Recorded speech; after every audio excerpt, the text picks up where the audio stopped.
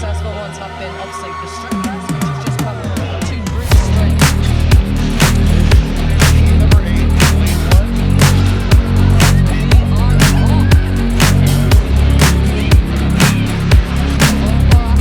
All our athletes want to master them.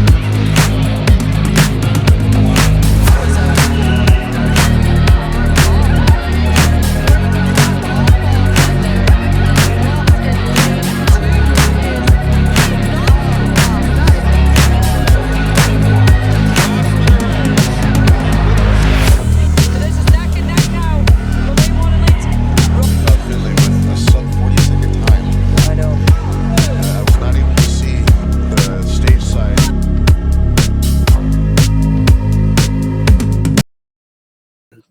All right, welcome back to another one of my interview series. And today I'm joined with, I don't know anybody who would dispute this, but the biggest, swollest guy we got in our 80 kilo class, Mr. Nick Coffin. Nick, how you doing, buddy? Doing good, man. How you been? Good, good. Now, that's an undisputed point. I don't think anybody in our class is going to argue that you're probably the swollest guy in there.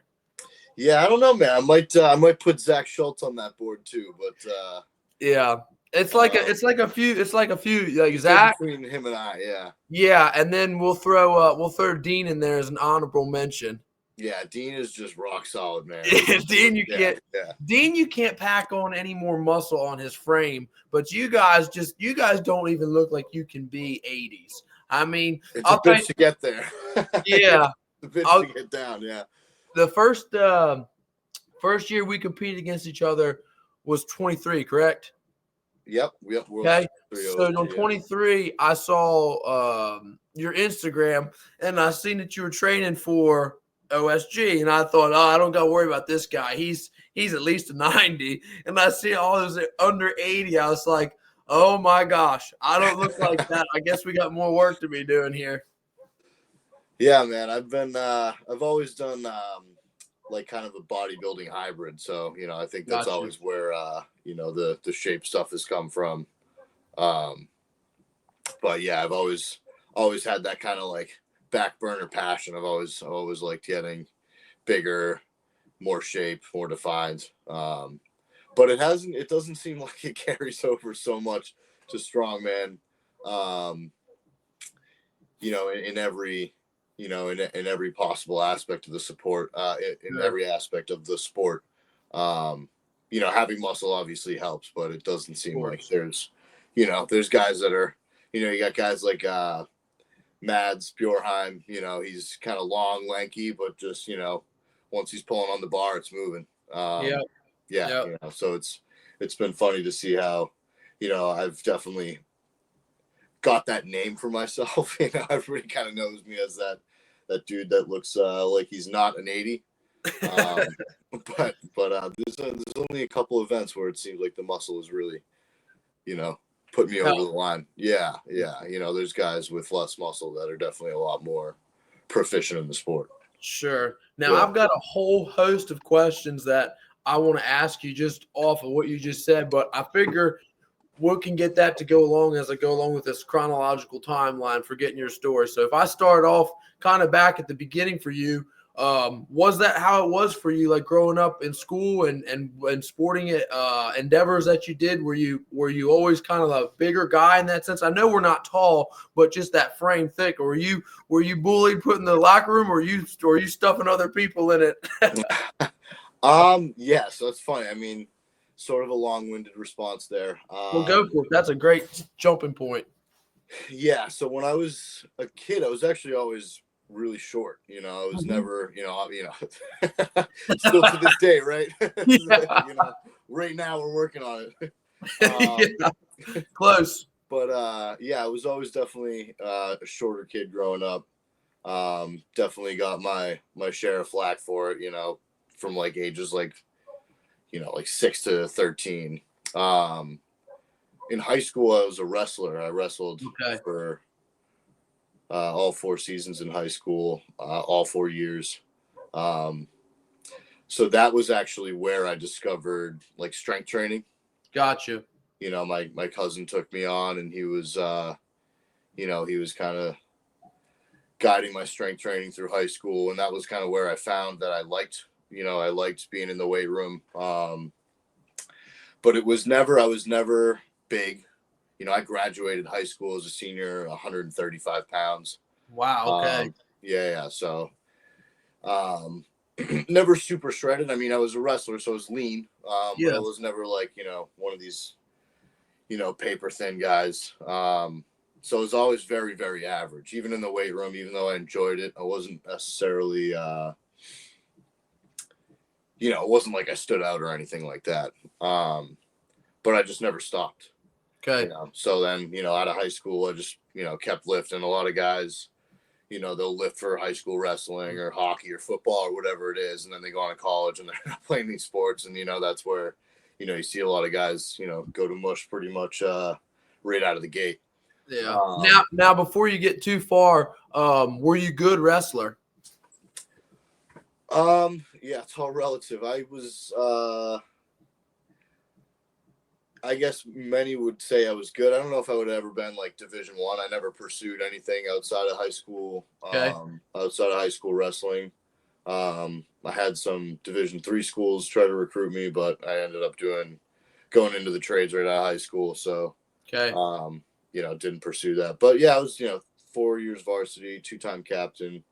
Yeah, I had like 86 wins through my whole career. Decent wrestler. Yeah, definitely a decent wrestler. But again, not something where like I stood out, in any measure, or I was ever gonna, wrestle like Division I or anything like that. But so when you were doing wrestling, and then you say that you first found lifting weights, and you said that you weren't above average in that, but you liked it. I mean, was it one of those things when you first got into the gym, you just kind of felt like, oh, this is it, this is kind of home? Did you just kind of dislike it and then just gradually like it over time, or was it something you felt like kind of for the first time you stepped foot in there?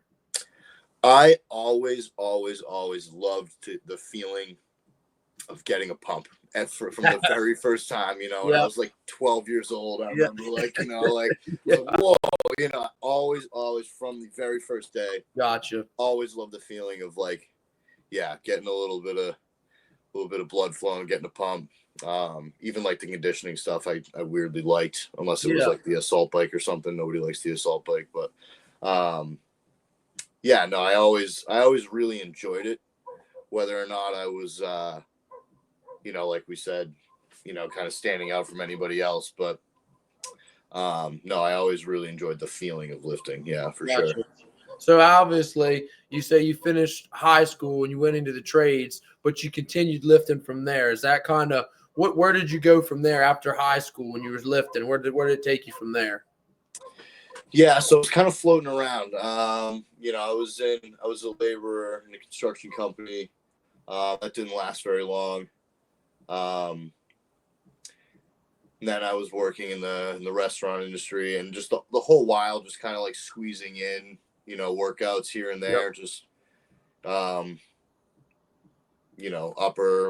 upper body days, lower body days, 3-4 times a week. Mainly a bodybuilding style. Yeah. And I was, I did squat, bench, deadlift as my, my 3 main movements, and kind of just did high volume accessories. So I guess, what the old school term would have been power building or whatever, whatever that means. And it wasn't until I was about 20 that I started like really getting into it. Lifting for the purpose of like adding size, like lifting for the purpose of like increasing my squat, bench, deadlift. And then I started working with a buddy. Both of us were trainers at a local club out here.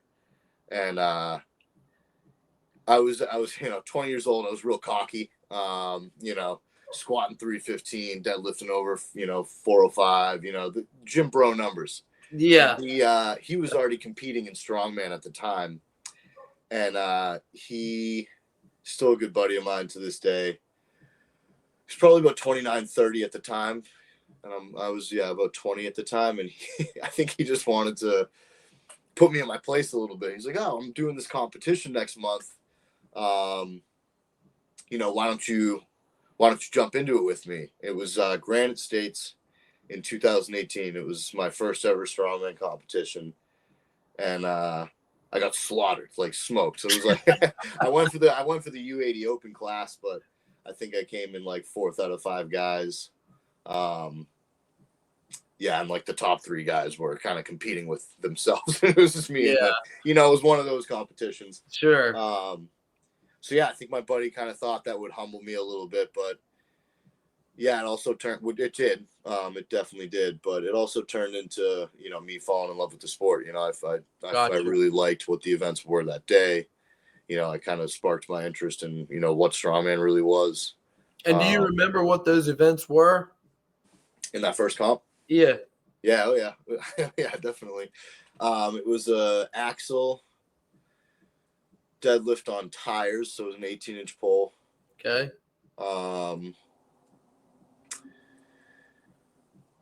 Viking press, and you could push jerk, which was really stupid. I thought that was kind of dumb because I also didn't know how to push jerk yet. So these guys were like push jerk, and I'm like basically strict pressing the thing. Sure. So to this day, I call that a win. So it was a Viking press, the deadlift. What else do we have? We had an arm over arm sled drag. That was a fun one. Keg over bar and a Hercules hold. Okay, wow. So you got some there's some real strongman events in there. Yeah. If you look, I look back on that. Yeah, it was definitely a good mix of events. You got a very honest, open start there for what strongman is. It wasn't like they gave you all the gym bro lifts at all. Yeah, exactly. Yeah. Even something like the axle. When you came to that, I'm assuming it was an axle for reps or for single, or how was that format? The deadlift. It was an actual deadlift tire. Yeah, we had a tire deadlift. Yep, on on an axle with big tires. I think it was like a 16 or an 18-inch pole. And I'm sure you had straps at that point. You at least knew enough for that. Yes, yeah. I didn't go in there flip gripping it. No, no. To this day, my grip is still my Achilles heel in the sport. So is that right? Yeah, for sure. But yeah, it was max reps on the axle deadlift. It was max reps on the Viking press, max reps on the keg over bar. It was a big rep fest day for sure. Yeah. One of those ones when you get done, you can't really stand. yeah, for sure. Yeah, and that was I think I liked that because it gave me a great opportunity to get a lot more familiar with every event versus kind of jumping into, you know, a max axle press or something like that, or a max log. You know, can be a little bit more discouraging, but you know, I was at least able to get some reps on the board. So everything was.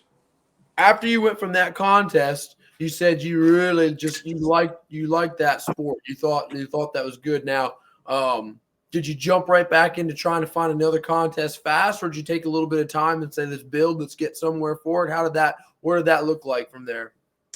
Jumped right back in. So I competed July 14th of 2018, and then my next one was October, I think the middle of October of the same year. So pretty quick turnaround.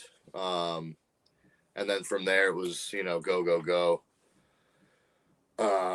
Qualified for my first nationals by 2020.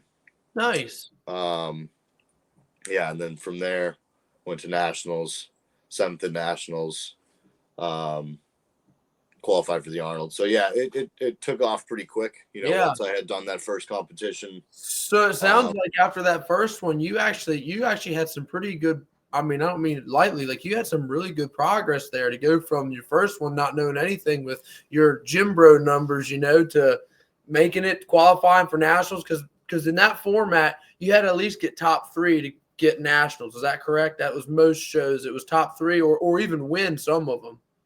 Yeah, most of them it's win. I think that year because it was COVID, they did an online qualifier for nationals. Gotcha.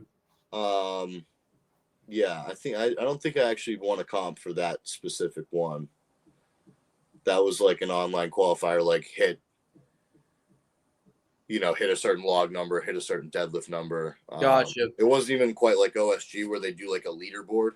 Oh, okay. Yeah, it was more like hit these numbers to And you qualify. make it. So they could Yeah. have a pretty large field of athletes as long as you were able to hit that number. Yeah. Kind of like that. That's kind of an interesting format, but I kind of like that. Yeah, it's similar to like, I guess, like powerlifting. They'll have like totals instead of like if you take second in a division, but your total isn't high enough, you Sure. can't qualify for certain federations. And So it's kind of more similar to that. gotcha. Okay. Yeah. And did you end up going to the Arnold when you qualified for that? No, oh man. So that was the year that COVID happened, and it ended up getting pushed out. No doubt. Then I qualified for OSG 2021. Okay. Competed there. That was November 14th of 2021. How did you qualify for OSG 2021? Was that through an online qualifier as well? Yeah, that was online as well. Gotcha. Yeah. And that was my first OSG. Okay. Then 2 weeks after OSG, tore my quad and couldn't go to the Arnold. So like my Arnold qual got pushed out to the next year, and then I tore my quad like 2 months before the Arnold. So I still to this day have not competed at the Arnold, though I've qualified before. So that's actually my goal this year, is to get back to the Arnold. Gotcha. Very nice. Yep. Very nice. Also, you said you qualified and you went to OSG your first year in 2021. What was that first time experience? Because that first one, yeah, that just holds not a special place in my heart for positive. It blew my mind that first time I was there. What was that like for you when you kind of make it first thing to the big stage, if you will? Yeah. No, and that's it too. Like, I mean, it really, like the first time. Yeah, it's definitely like, very surreal experience, being there, and overwhelming. I'm one of those people. I'm definitely one of those people that gets imposter syndrome too. So like I'm there the whole time, and I'm like, oh shit, how am I gonna do here? Yeah, and it was the biggest competition by far that I had ever been to. Some of the biggest names that I've seen, people that I've been following along with in the sport. So seeing those faces in person, it was very, it was, kind of a, an eye-opening experience, a humbling experience, right? Just being in the presence of those other guys. First time when I went and Big Z walked by, yeah, it was just a real hard process, and I'm so thankful that I got to see him there on his last ride, where he was like Big Z still. He wasn't Big Z like, dominant like he was, maybe. Was that 2022?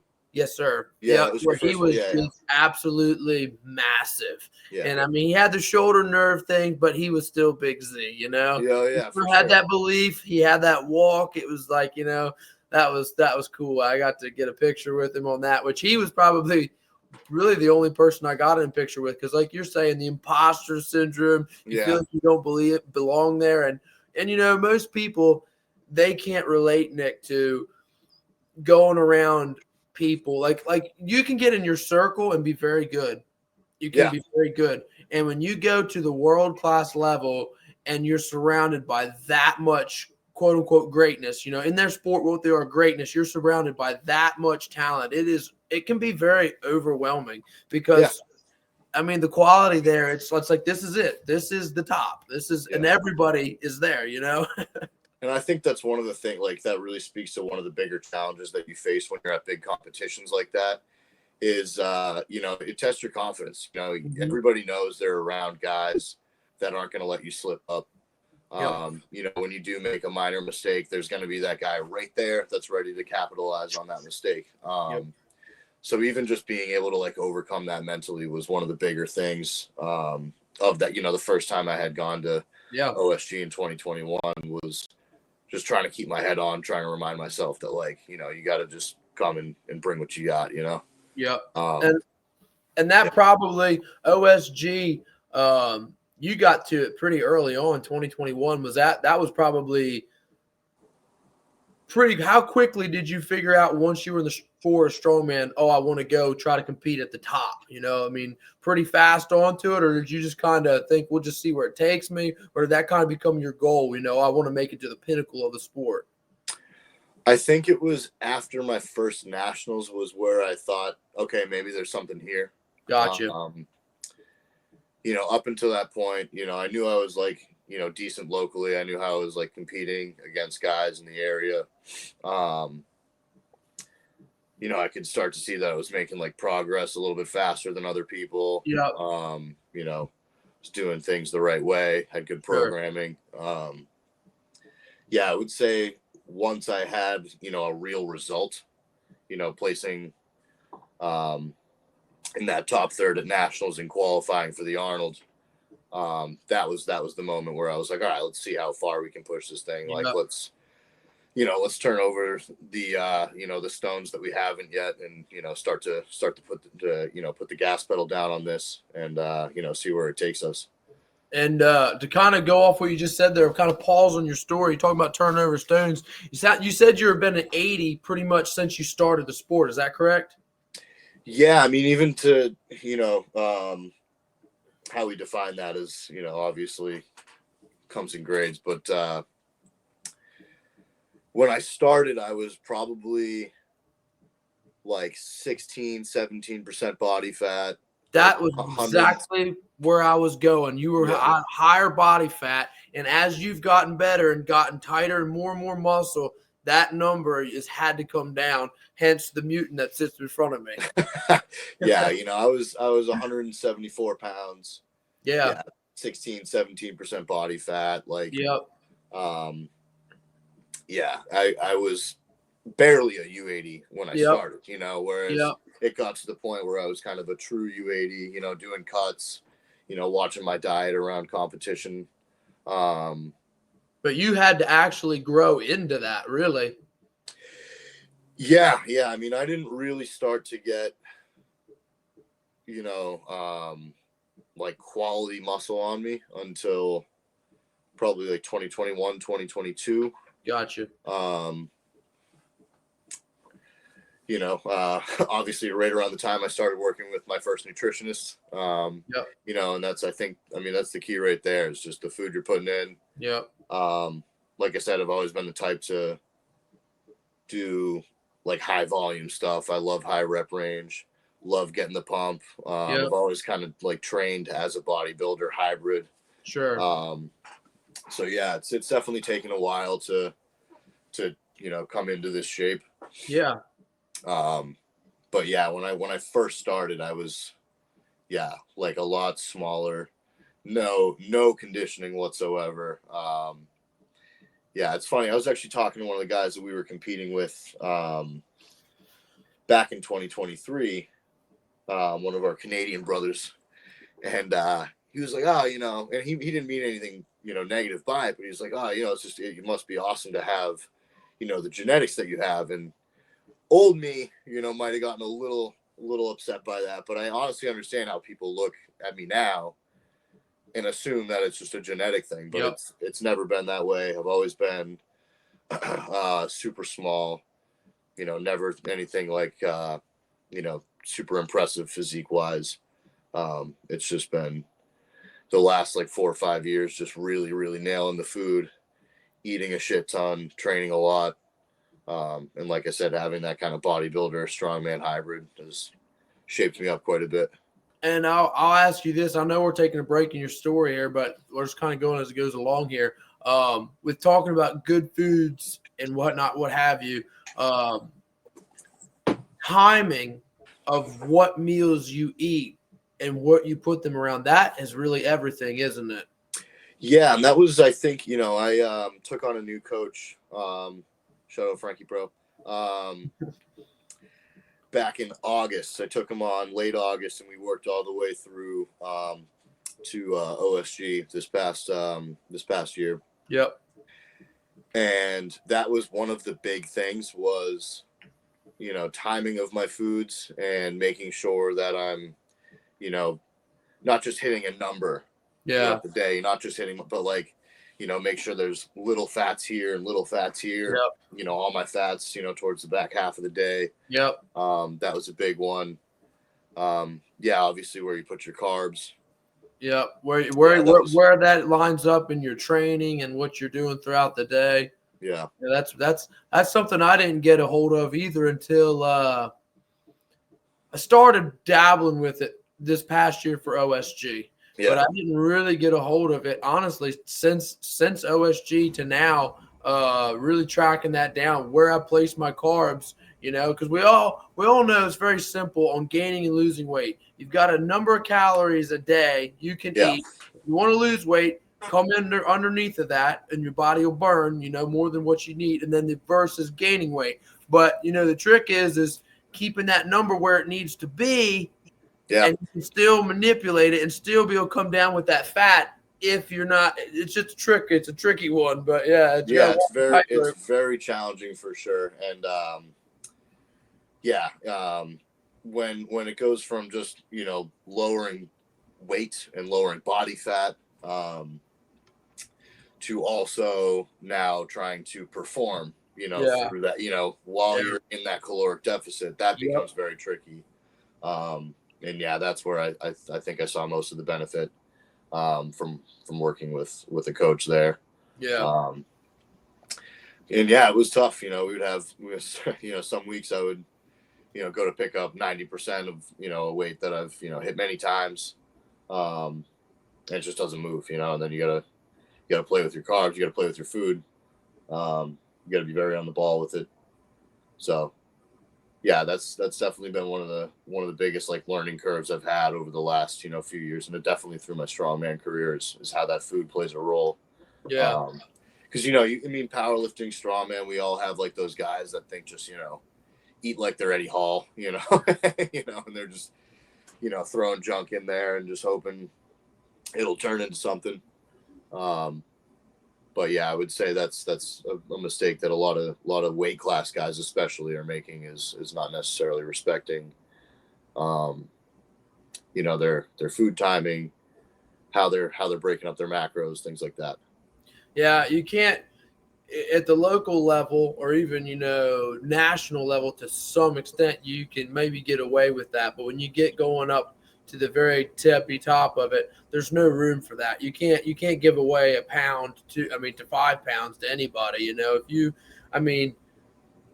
There's some exceptions where people can perform better with more fat. I understand that as a rule, but as a weight class athlete, if you're staying in that threshold, you can't afford to give it up. It's either go up or do something different, but you can't just give it up at that level. Yeah, exactly. And I think you make a good point. Like some guys can only get so low before they, that's even true for me. Like I can get to 9.5%, but if I get to 8%, then I start to really, my deadlift especially is one of the ones that, I notice my numbers plummet on, when I get, real low into those single digits. Is that what is 8%? Is 8%, is that like that's when you're down at the bottom of like 176 or that's a water cut too. So 8% for you to be 8%, what are you walking around then at that weight? I don't know if I quite got to 8% at the last one. Well, 10%. 10% for me would be like 190. Really? Yeah, 190. Wow. Yeah, maybe even a little lower, maybe like 188. That's still pretty heavy. Yeah, it was this last one I got pretty fucking shredded for. Yeah, you did. So I might have been like 8 on the nose, like on competition day. Maybe even a little bit under, but yeah, like I said, my deadlift on that competition was definitely struggling a little bit. Yeah. It was tough to bring in the numbers that I had in the summer, into competition by December, with the cut and everything. But 10%, I was definitely hovering right around 190. Yeah, wow. So there's a lot on that frame then. So for you, talking about growing and getting bigger, obviously we're also talking about being competitive. So you're at that point too, where I'd imagine you're kind of walking that tightrope of an 80 to 90 because you're trying to get as light as you can, walking that tightrope for what you're doing, but also you might be at that point where you're starting out to fill out a 90 frame, in the 90s, and doing Yeah. that kind of thing. Yeah, my coach and I are having that back and forth really since OSG, we haven't been able to come to an agreement on it. And what favor are you? Well, it's not that we can't come to an agreement. It's also I can't make up my mind. Sure. So we're kind of bobbling between the two. Right now, he's actually peeling me back down. Okay. So I'm leaning out quite a bit right now, which sucks in February. Getting lean in February in Boston is not the move. And why is that? Just being, no insulation, brother. There's nothing there. There's nothing there. I'm fucking cold. It's a real thing, man. You definitely notice when you get to those lower percentages. And then hopefully we're gonna fill back into my next competition in June. Okay.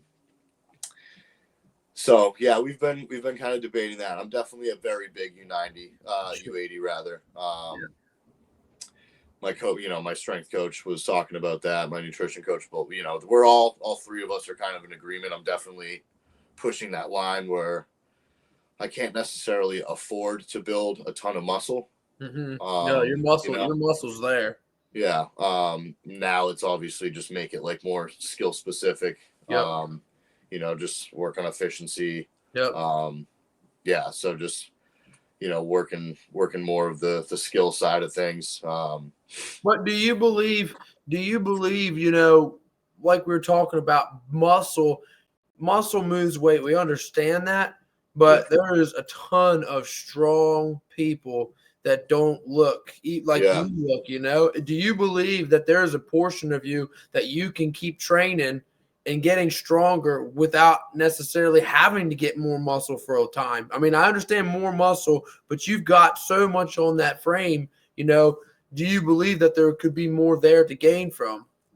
Without a doubt, yeah. I mean, even just like, even if it's not necessarily, an increase of power or strength, not just increasing 1 rep maxes, but like I said, like the skill specific stuff, just drilling technique. There's a lot to be gained. That's an interesting question I asked because, I've known you since, what was it, 223, and when I watched you last year when we were doing the online qualifier and you threw up your 300-pound log, but even in the prep watching your log move, you're still the same frame that you were in 2023, but your numbers got heavier and your log got heavier. That power, it's like you said, you're manipulating your diet and all those things can throw it off. But as far as your muscles being able to perform that 1 rep output, that was an increase and that was significant. It's kind of like, a lot of people have told me you can't. And it's always funny. I always get stronger every off season, season when you're not supposed to be getting stronger. I cut back on my calories during the off season, all those things. And I get my conditioning so much higher. And it's like when I come back, I'm stronger every time, so I always question that, like what is the real truth? Because, I'm kind of the opposite of you. I've been all the way to 220. I started out competing in the 220s, in like 2015, 2016. So that's just kind of my thought process on that. I think it's a ton of central nervous system, a ton of sport specific movement, like you're talking about, getting comfortable, as efficient as you can with it. But there's a reason that your muscles can get used to those maxes. People who train in a lot of that upper echelon of the weight, the number, they can get strong for a long time. I mean, look at your Olympic weightlifters. I know it's a little speed specific there. That's a great example. Yeah, no, it is. Yeah. But I mean, that has carryover as well. Yeah. Yeah. And if you look at the size of, my quads versus the size of somebody who's a sprinter, big difference. That's a great example. It might look like the muscle is the same, but I can squat more. They can sprint way faster. So I think there's a lot to be said about, basically just programming what a muscle is capable of doing. Sure. To answer the root question, I definitely think there's a lot to be gained out of what I currently have. And, as much as it pains me to say, maybe the bodybuilding stuff can chill for a little while. You know, yeah, it's not necessarily the main concern right now is anything in terms of muscle mass. Like you said, it's there. So yeah, I think there's definitely a lot that I can gain, you know, just through skill specific work and, you know, Sure. working on like, you know, proficiency.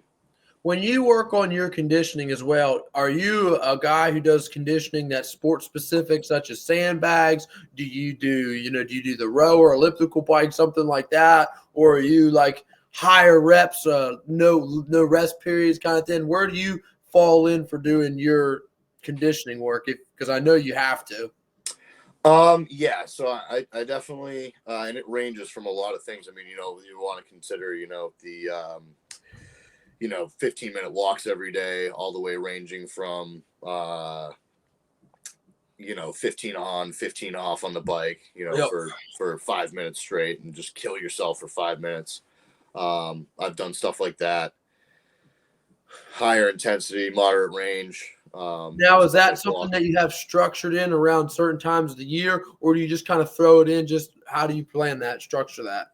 Yeah, so I mean, if the purpose is we're trying to lose fat, well, I was doing a lot of fasted cardio in the morning, like 30 minutes fasted cardio. Nothing crazy, but get a little sweat going for 30 minutes right out of bed every morning.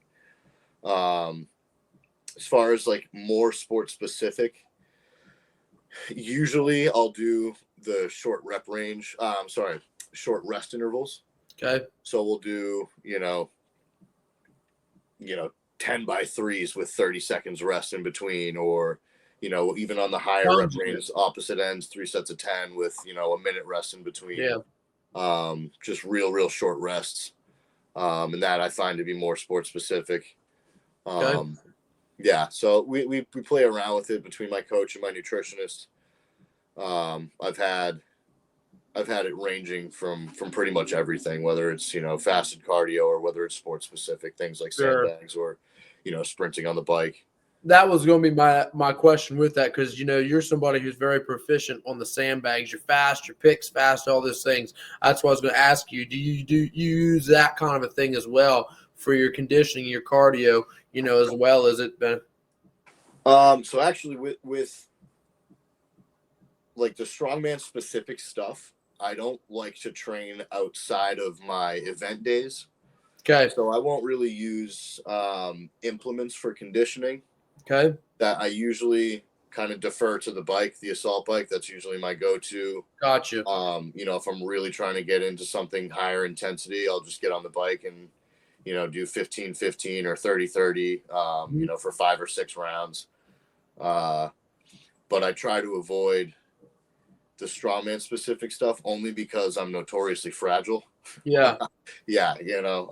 I can only handle so much like event training in 1 week. Yeah. So I find that my recovery from stuff like using the bike or the rower is a little bit faster turnaround. Yeah. Versus, if I'm doing, an EMOM of stone over bar, it kind of just takes it out of me, even if it's just a 200-pound stone or 175-pound stone.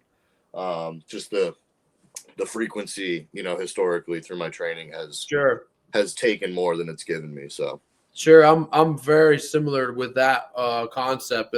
Not maybe the conditioning ways of it, but like when I do a strongman event, if it was a strongman specific day, however I was structuring it, I often only will do 1 set, and if you bobble, you just sit there and you let it piss you off and come back in next week, because when you contest, you're going to bobble. Now you could argue and say, oh, you didn't get. I practiced those minor details, whatever. But that run, that time that I wanted to hit for that, if I bobbled it, it's over. Sure, you can do the specific and practice that pick or whatever it may be. But that run of what you were trying to do, it's done. You're not doing it again, It's a one shot on your body, and if you blew it, you blew it. If you nail it, it's great, I like that.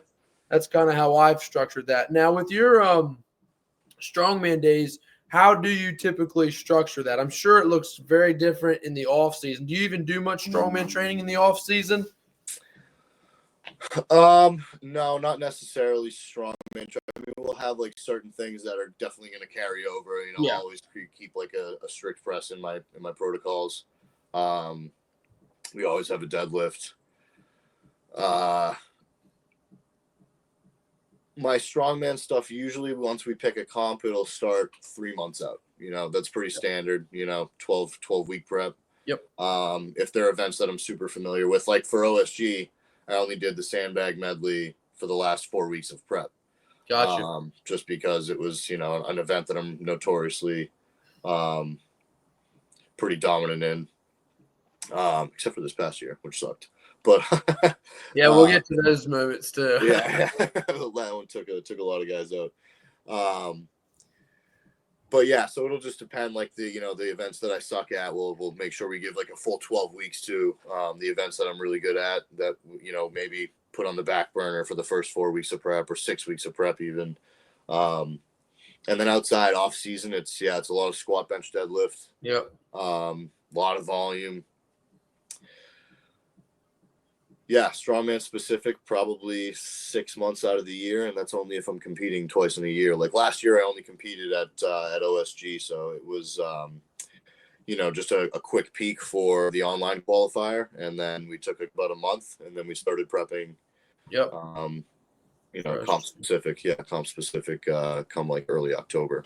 Gotcha. So, yeah. With your current training plan, how you do it? Do you lay out like a specific squat day and then a deadlift later on the week, or is it lower body and hitting kind of both variations, and like frequency? How many times you train a week, and how does that kind of look for you? Yeah, so 4 days a week. 2 days are definitely a little bit more lower body dominant. Gotcha. 2 days are definitely more upper body focused. I haven't squatted and deadlifted on the same day in a while, although it happens. Just depends on what the events that I'm training for also look like. Sure. If we have stones and deadlifts in a competition and yoke, it's typical that we can't put all three of those in the same day and expect me to be able to train all three to intensity, right? Yeah. And then you throw something like a squat in there, which is also a pretty heavy compound movement. That typically kind of breaks up how the events in the structure of my programming and in the protocols that follow it are laid out. So, gotcha. Yeah, it all depends. But typically, I've kind of gone with the 2 upper days and 2 lower days, and then when competition comes around, we kind of break up our events across those 4 days. Gotcha. Yeah. And are you like strict on a time frame of what you allow yourself to train? Like, oh, we've got to get it in and out this time, or if it carries over, it just carries over? If anything, I've always been the type to like really cruise through my training. Like I said, it kind of comes with the, I really like the feeling of like getting a pump. Yep. And I like the high rep range stuff. Yep. So like kind of having like my heart rate up the whole time is where I'm comfortable. So Yeah. I'm kind of go like, if I have a protocol and it's rest interval calls for a minute and 30 seconds or 2 minutes, I'm typically the one to take a minute and 30 seconds. Yeah. I just like to go. I don't like to think, which I know makes me a little bit more unique relative to, some other guys like to take their time. Some other guys set up a lawn chair. They read a book between sets. So, you have those guys that just like to chill, but I'm the opposite. So if anything, my coach would have to steer me more towards chill the fuck out, take your time. Yeah. But yeah, I've always been kind of cruise through my sessions, and as far as like overall session duration, I've never really had to program that specifically, just because it's typically done where I'm getting through it. Yeah. Pretty efficiently. Yeah.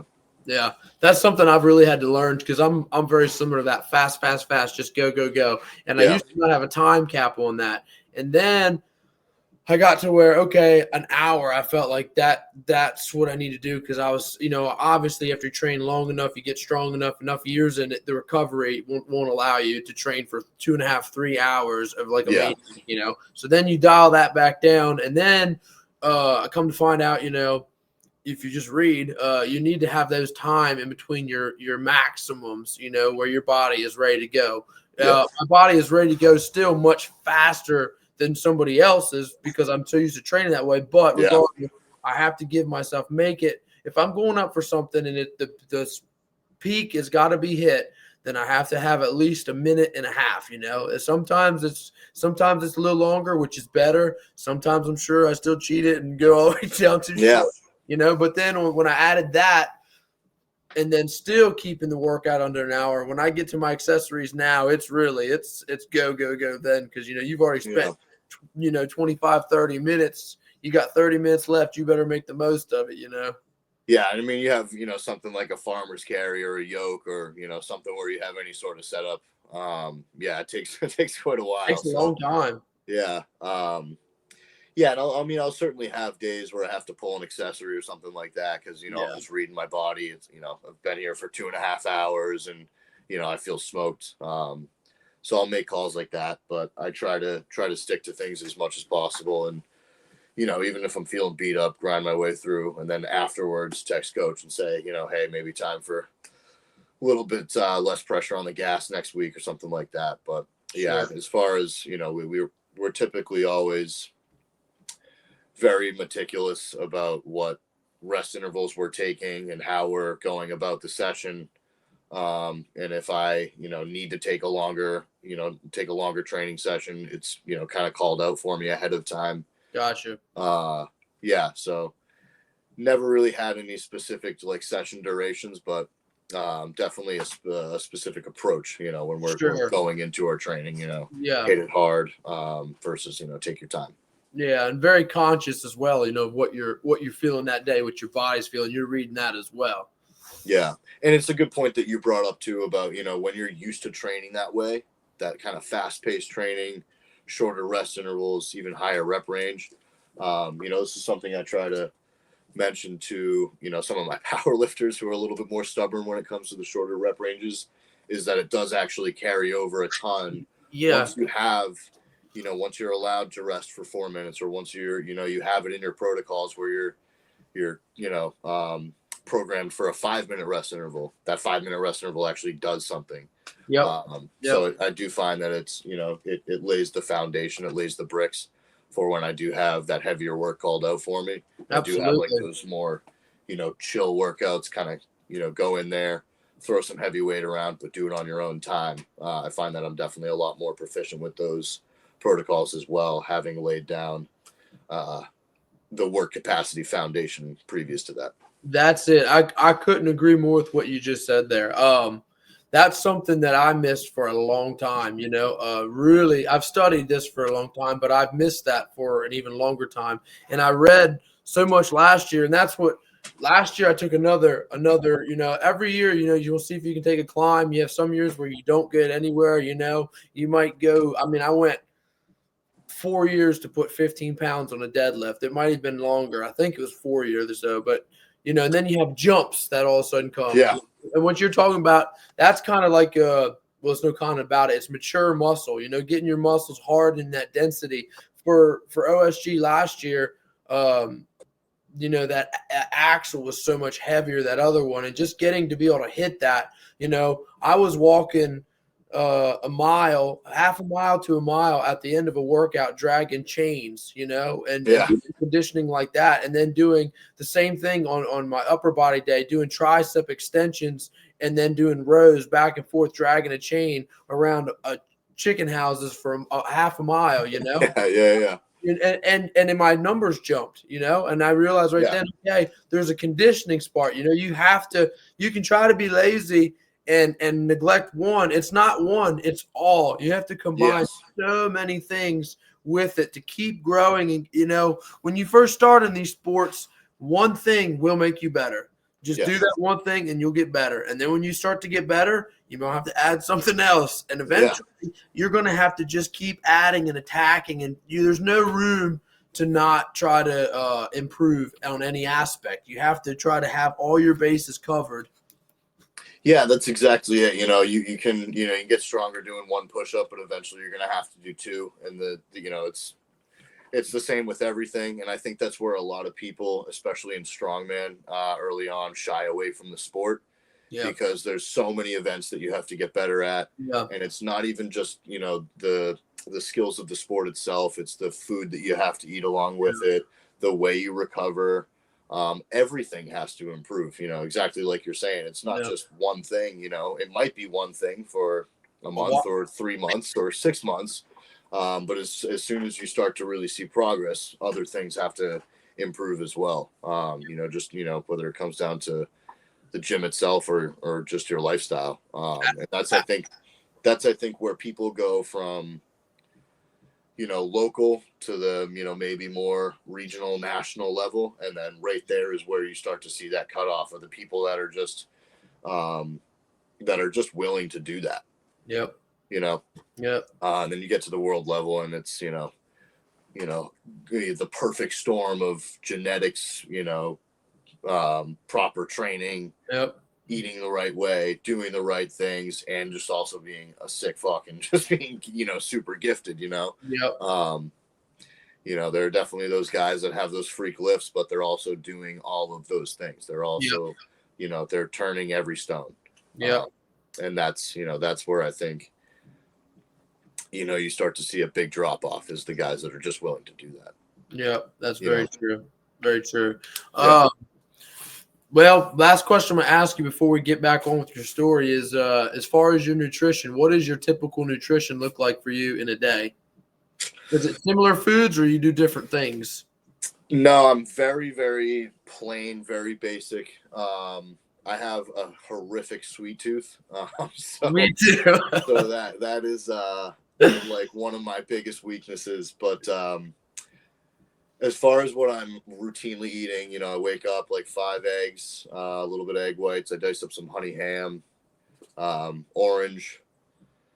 Then, chicken and fruit for a second meal, pre-workout, which is usually a Pop-Tart and a Core Power. And then post-workout is another protein shake. And then I have a post-workout meal. That's about 40 grams protein, 100 grams of carbs. Okay. Back end of the day is where I put my steak in, steak, veggies, butter. Usually about low 200s to mid 200s protein. Rest days I'm very low carb. So you might see on those, most of my carbs are missing just with the pre and post workout meals, those being pulled away. Then I just have, a few meals with carbs in them on my low carb days. So I typically carb cycle, low carb days on my rest days, higher carb days on my training days. And through prep, I was doing 1 high carb day and 3 maintenance days. So my maintenance days were on 3 of my training days, and then my high carb day was on the remaining training day. So I've had Maintenance day would be meaning like just what you just need to get in, just like just your normal, like the first one you just described to me. Yeah, so fruits, a pre-workout meal, a post-workout meal, getting, I think during prep it was 250 grams of carbs a day or maybe even closer to 300. Okay, wow. And then I want to say it was closer to 250.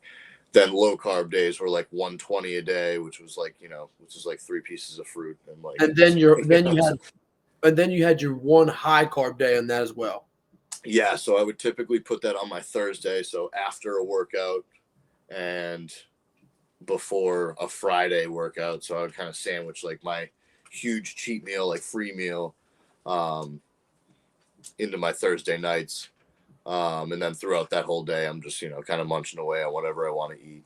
Okay. We were really able to follow that pretty much through my entire prep, and I was still losing weight, even having 1 super fucking high. And I would my coach would write in behave yourself, and I would not behave myself. I can't help it. I'm the type, if I eat a cookie, you're gonna eat the whole box. Yeah, right. If you bring me one of those store-bought bakery cookie, I'm just gonna eat all of them. I can't. So I have a very, very violent sweet tooth that has a mind of its own. Yeah, brother, I know exactly what you're talking about. When I got back from OSG this year, it was a little bit of a little bit of post-comp blues mixed Yeah. with being so tight. I think my best was I done 70 cookies in like 5 days. Oh yeah, yeah. I mean, just I can nailing them. that's I just every time I passed the Dollar General, my truck pulled in. yeah, that's a standard right there. Yeah, that becomes the baseline. Yeah. So yeah, that was something I was fortunately able to do pretty much throughout all of prep, was like have one crazy day. Yep. Um, That's good but for yeah, your mental very too. very locked in. Otherwise, the other 6 days were, my adherence were like 95 to 99% every day.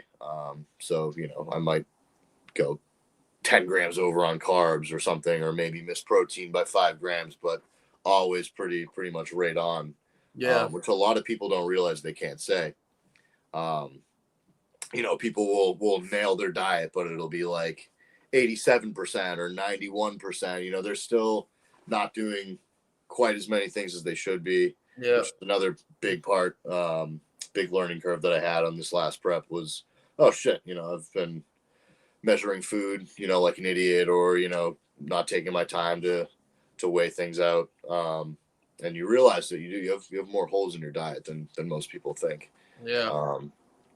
So yeah, we're back on the cut train right now, and it's been pretty brutal, but yeah, pretty much low carb days and maintenance carb days right now. And yeah, just nailing my protein. My protein's like 240 right now, 240 a day. Wow. Yeah, so quite a lot. What are you sitting at body weight? I think it was like 185 the other day. Yeah, it was like 185 the other day. So he's pulling me back, and it's Yeah, really you're coming pretty. off. Yeah, you're pretty lean for you. Yeah, it's I'm usually not this lean off season, but he wants me to have a little bit more wiggle room diet wise going into comp, which I kind of like that approach. Suffer now, so I can actually eat what I want through prep, feel Yep. good, Yep. and That's just show up ready. So nice. you got to pay the dues now and hope it pays off, right? Yeah, for sure. Now you did say you said you're going to try to qualify again for the Arnold's. Yeah, so I'll be competing again in June. It might get pushed to July, but as of right now, Ocean State's strongest in Rhode Island. Hopefully qualify for nationals there, and then I'll go local, national, and hopefully qualify for the Arnold there. Local, national. So you got 3 contests to do, or two contests to get qualified. Yeah. Qualify locally, and then at nationals, I think it's top third moves on to the Arnold. Okay. Yeah. Nice. Very nice. So do you have an idea of what the events will be in June or July, or not yet? No, it's not even officially on the calendar. I actually know Gotcha. the owner of the gym that it's being held at, so I've been trying to get some little previews and sneak peeks, but he's been holding out on me. He's been holding the cards close to the chest so far, but we'll see. So right now I'm just trying to stay proficient, stay healthy, keep it up, and just do what I'm told as far as what my strength coach and my dietitian, my nutritionist are telling me to do. So sure. Now, you competed at OSG in 2021. Did you compete in 22? No, I was still coming back from the quad then. Okay, that's right. How did you say you tore your quad again? I was pressing a log. I landed in a push jerk, and then it just blew off on me right as soon as I caught in the jerk. Yeah, log came down on me. It was pretty. It was really painful. It hurt a lot. I bet. Sounds like it. Yeah. I remember the next day, like my throat was sore from like screaming so loud and for so long. Yeah, it hurt a lot. I don't recommend. After that happened, did you have a moment where you thought, screw this, I'm not going to do strongman anymore, I'm just going to right back into it? Not even half a second. No, my buddy was like begging me to leave the gym. Like 3 days later, I was like, I still hadn't even had the surgery. I was just like in a little, it's not even like a real brace. It was just like, one of those ones they give you like when you go out, you like leave the hospital and they give you something to put around it. So I was still in like that pre-surgery brace, whatever, and I was in the gym just fucking doing shoulders. So I was like, yeah, this would be a hell of a comeback story, and it did turn out to be that. So yeah. Well, it is because, hitting that 300-pound log, that's a significant log, And Yeah, that was the first, that 300-pound log was actually the first real PR I've had since tearing my quad. So that was this past August. Yeah, I remember you in your post and you were talking about a little bit of that. Yeah. Yeah. So, I've hit similar numbers around there. I hit the 285 double like a couple weeks before that. That was a PR, but the 300-pound log was a big one because it was my first ever like 1 rep max in a weight that I'd never touched in any capacity. So, that was a big one. And I definitely don't push jerk anymore. I'm very push press dominant, very shoulder dominant when I press. I was going to say it's a very dominant shoulder press. Yeah, so I've definitely still been trying to get my push jerk back because I know it'll add some pounds on my log when I finally get that figured back out. But yeah, it's just a lot of the recovery from the quad was just all mental stuff and sure, teaching your body to to catch a 280-pound log is, it's a big mental barrier, especially having torn it before. How hard was it to get back to OSG 2023 from that? Definitely very difficult. And I would say, I won the regional in Texas that year. That was how I qualified that year. Good deal. And I prepped really well for that one. It was in the summertime, so it was a very comfortable prep. But I think that was like kind of my last big push that year because I had done a Clash qualifier, what's now known as PSL. Yep. I did the qualifier there in February, and then I competed again in August, and I think that August one just took it out of me for some reason because after that I just wasn't really able to roll around into OSG 2023. I was pretty smoked going into it, and I was even more smoked coming out of it. Yeah. So that was actually why I took all of this past year off. I took all of 2024 off and just did the online qualifier and just did OSG 2024 was because I was pretty injured coming out of 2023. But those two competitions, the regionals and OSG, were the first ones that I had done where I wasn't really guarding anymore versus the one I did earlier in February. I was kind of still like feeling it out, testing the waters again for the first time. I think once I got 2023 under my belt, 2024 was more about getting back into being a better competitor than I ever was before. And I definitely felt that way, even though I didn't place my highest at OSG this past year. Same. I still felt that I was a better competitor overall. Yeah. It was a lot better on the yoke. It was heavier than the last time we did a car walk. I was better at that. I think I set a better time at a heavier weight on the car walk than I did at 2021. So I was pretty happy with that. That was something I really wanted to get to eventually in this interview as well. So we're here now, so we'll talk about it. But this past year at OSG, I look at that, what you just said, very similar place.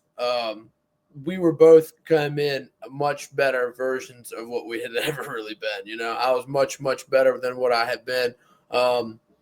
Day one really got away from me. When we talk about giving something up, you can't get it back. Day one, it got away from me. And day two, I was very, very proud of, even though there was a couple things that didn't go my way.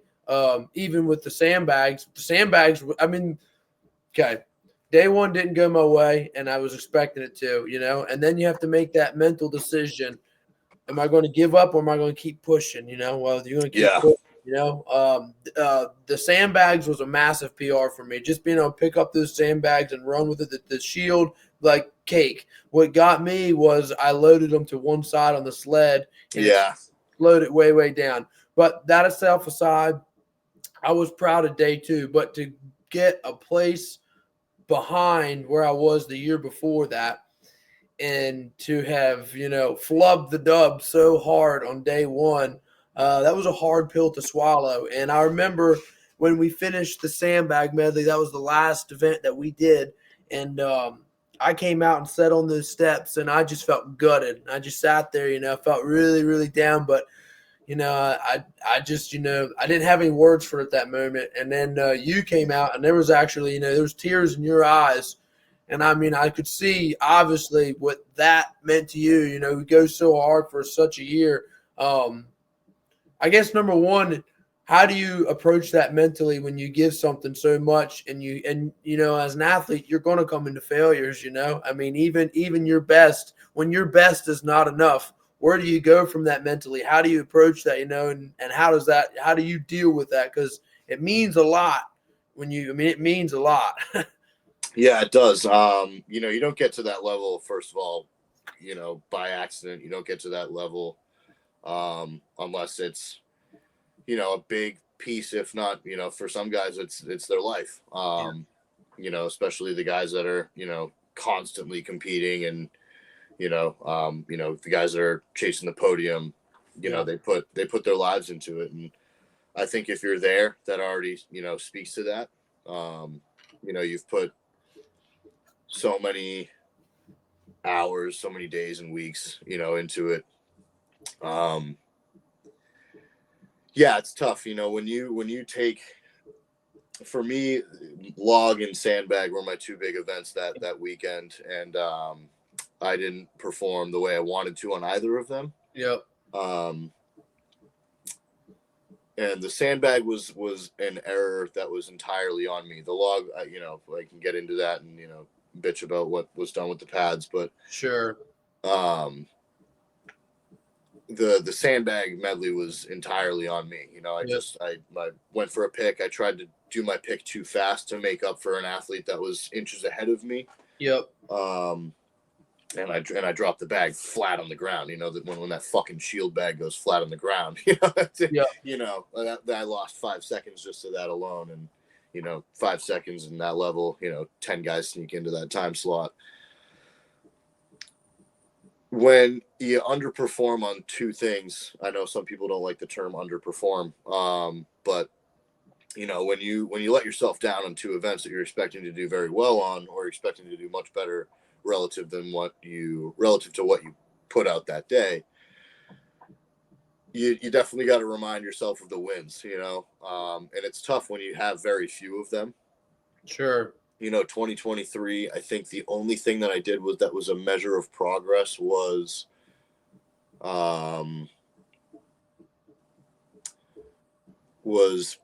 push jerk the 245 barbell in the medley, and that was like one of the only things that I had never done, before. So there wasn't really a lot of wins to take from that competition, but you still have to say, hey, I flew out, I competed on, someone else's terms, I made the cut, I peaked 4 events, 6 events, depending on, the competition, 7 events. So for this year, yeah, I was definitely very broken up after the medley, but I PR'd on the yoke, I PR'd on the deadlift. My two bad events actually, came to scrape me together some points. So yeah, it's definitely about,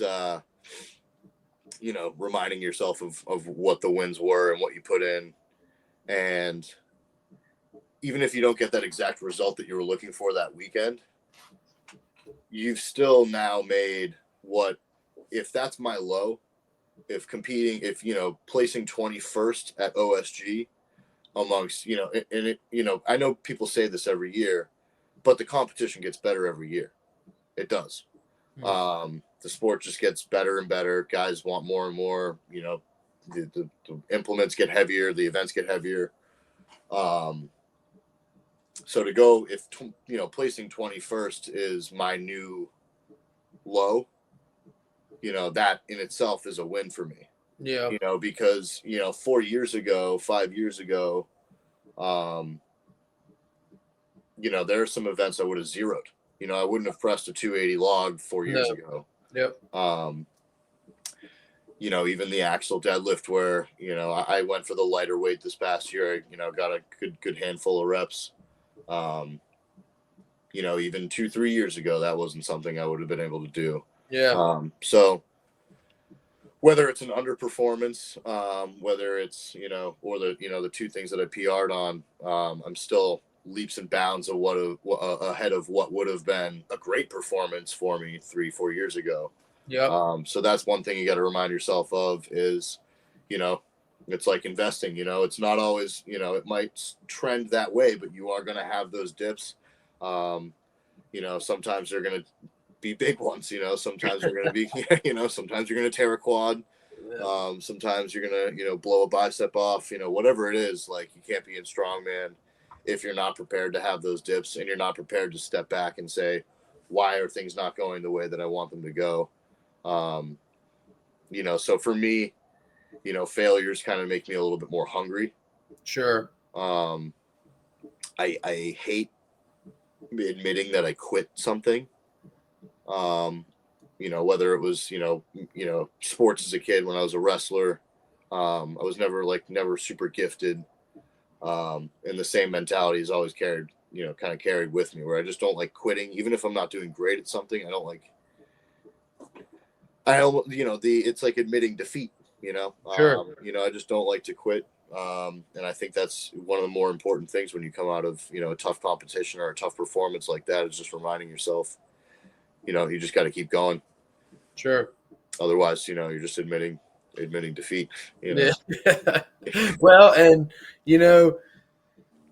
progress and strength is not always measured the outcome in battle. Yeah, right. You go into battle against everybody. That's what it is. You're at that level when you're pushing that hard. Progress is not always measured there. That might be your performance. Your performance is measured, but what you did and how much you progressed is not always measured there. And, being able to sit back and take a step back and view and be like, okay, I know this didn't go this way. That's normal. It's never going to go the exact way. That's normal, but this really didn't go that way. But I still have this and this. That's a very mature way, obviously, to look at it. You're mature there and confident enough as an athlete. Okay, yeah, this wasn't what I wanted. No, but let's take a look back at where we are, where we came from. Okay, that was still progress. Let's put it back in and see what we can bring back next year. That's a very mature athlete approach to that. Yeah, and as far as I'm concerned, it's really the only way. If you are an athlete, it's really the only way that you can continue on. Because like you said, you are going to run into those failures. You're just not going to be able to progress if you're getting shaken up every time you fail. No. It's already over for you if that's the mentality that you have. And that's true for anything, right? You got to be able to analyze and step out of the box for a second. And, even if you think like things were perfect in your prep, unpack it all, look everything over, see what it is, and just get back to work. You can't be rattled by failure because it's going to happen. Yep. It's inevitable. Yeah. So what's next for Mr. Nick is going to be qualify through a local show, go to nationals, try to get your Arnold qualification, and that will be, if you get qualified, which will be going through June in the summer, that would be putting you for next March, obviously. Yeah. Yep. So that's the goal. Yeah. I've done OSG 3 times. So I'll probably be back at some point. I just don't know if it's in the cards for this year as well. Oh, is that right? That was my next question. Yeah. So I might just focus on the Arnold this year. Okay. Just try to get that done. I'm pretty happy with where I'm at currently in terms of strength, health. Even I'm healthier than I've been in previous years. So just trying to ride that wave for now, and see what happens with the Arnold qualification, and hopefully get some different international competition under the belt. Because right now it's just been OSG. I haven't competed at any other international shows, so just kind of want to do something a little bit different. And from what I'm told, the vibes at the Arnold are pretty high. So yeah, good deal. Yeah. Well, Nick, we wish you the best of luck for the rest of your endeavors. And man, it has been an absolute pleasure having you on here and picking your brain and just getting a little more of your story. So I thank you for coming on. And if there's anything you want to close or say real quick, or even discuss it, we might not have. You got it. No, man. Yeah, it was a lot of fun for sure. I've been looking forward to getting this done. So, maybe one day we can do it again. Heck yeah, I'd love that. All right, man. We'll do it after your Arnold qualification. Yes, exactly. We'll touch base again later this year. Yeah. All right, that sounds good. Well, Nick, I appreciate you coming on, and I don't know exactly when this will be aired, but it'll be pretty shortly. But when you do see this, like the video and subscribe to it, and that way I'll keep putting out some more content. But as always, more videos to come. Thanks for watching.